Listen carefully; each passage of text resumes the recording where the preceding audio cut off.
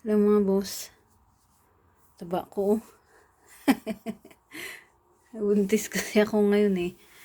Pero hindi papayat din ako. Sasayaw pa ako eh.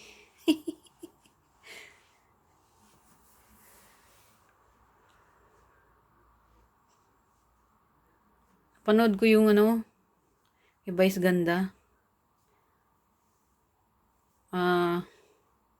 Lodi ko rin naman siya. Ano tawag doon? Di mo na ako galit. Naintindihan ko naman komedyante siya. Kaso, masakit ito sa pamilya nung Duterte. Yung ginawa niyang biro. Kay dating former president.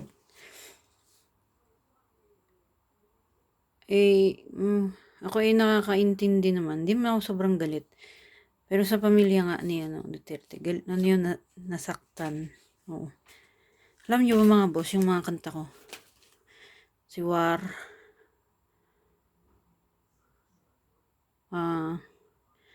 Di ko madalas paano yun eh. Robin Padilla yung ginamit ko dun eh. Yung War. Ang kanta mo, small but I'm terrible, small but I'm terrible. Ganun siya. Narinig nyo na yun minsan. Kasi na-post ko siya nung nakaraang. Pero hindi madalas. Tapos, yun pinakamahirap kong kinanta. Yung War. Robin Padilla yun eh. Hirap nun. Grabe. Habang kinakanta ko yun, feeling ko, hindi ko na matatapos. Ano yun? Doon ko kinuha kayo, Duterte. Kasi King Cobra. Tapos yung kabataan yung kanta ko, doon ko rin kinuha yung kabataan, aabante. Narinig nyo na yun eh, yung nakaraan pinatugtog ko, yung eleksyon. Wala naman akong connection, etc. Kaso, big fan ako niya ni Duterte. Oo. Ayun, nabanggit ko lang. Yung inspire ko yan si King Cobra. Kay Duterte yan. Oo.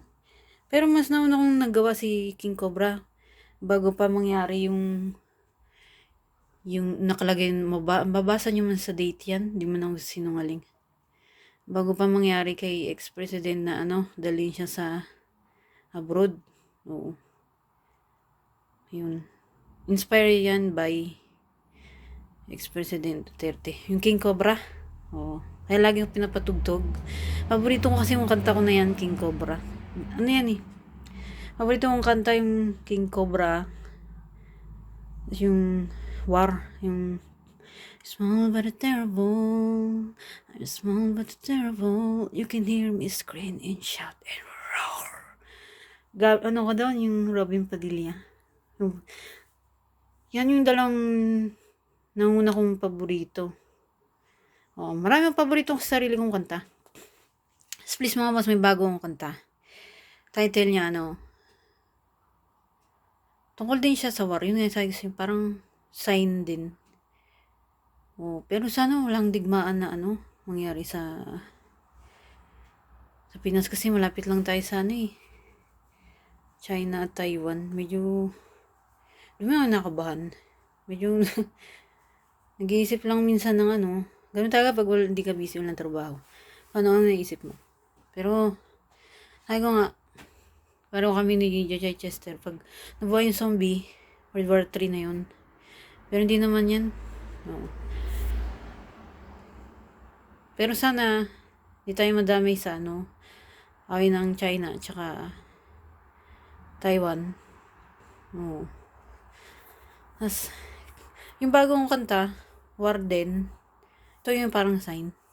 Hindi ko pa alam title. Ginagawa ko pa lang siya eh. Hirap kasi gumawa ng kanta.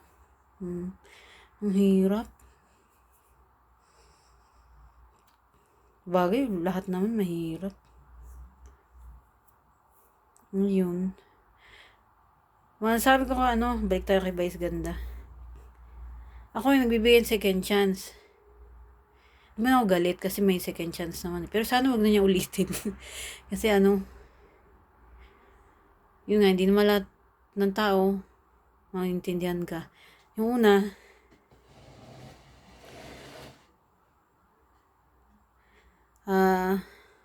okay lang. Pero pag inulit mo, yun nga, hindi na okay. So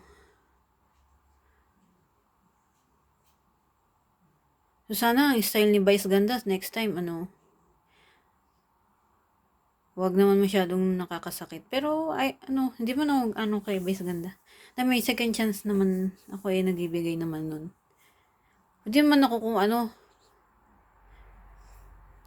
baka iniisip nyo sino ba ako? Para magsabi yung second chance. Di lahat tayong nagkakamali. Oo naman. Karapatan natin lahat ng second chance. Pero, pag inulit nga, tsaka sana magbago din yung kanyang joke. Kasi pag inulit niya, inulit, nakakasakit talaga yun. Ayun. Para sa akin, hanggang second chance lang, wala nang At saka, payo ko, kaya ako naloko dati kasi yung ay mirigasa na yan, Brad Madastra ko. Dumatay yung nanay ko dahil sa kanila. Tatay ko, kalandian nila. Hindi inunawa ko, pinatawad. Yun nga, lumapit lang pala siya para magnakaw. So yun, alam nyo na, laging nakapost dyan. Yan, sobrang galit ko, pius ko yung muka. Pati pamilya niya. Tapos, kasi nga, lumapit lang pala sila para magnakaw. Pero mayaman yan. Doktor yan si Annalyn. Doktor ng mga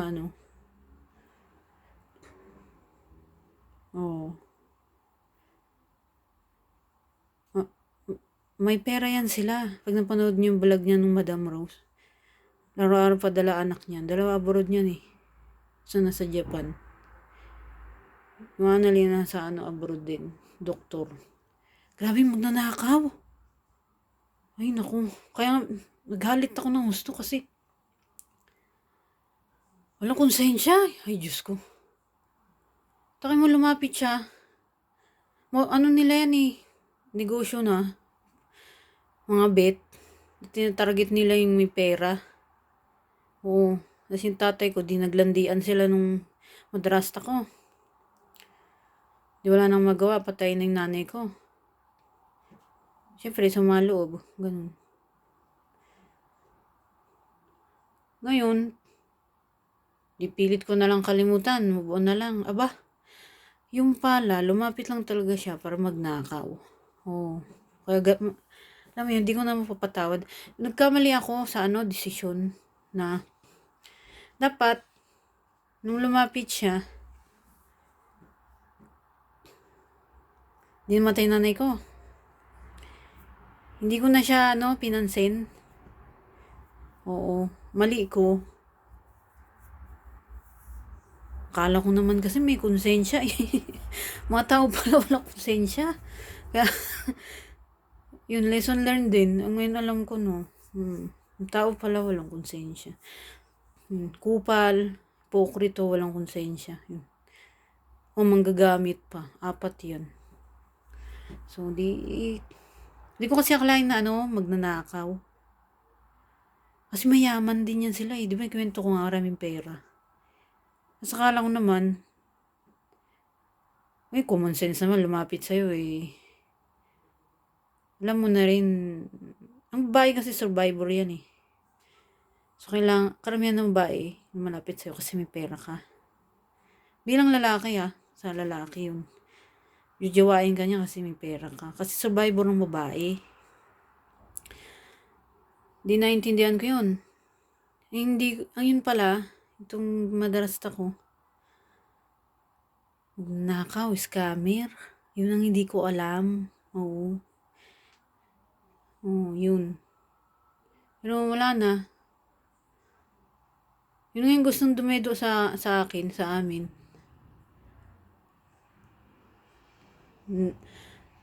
At saka pag lumapit yan, mamamatayan ka. Ang tawag sa kanila, si kamatayan eh. Pag lumapit. Ayun. Please mga boss, abangan yung bagong kanta. Hindi ko pa alam title eh. Ciao mga boss.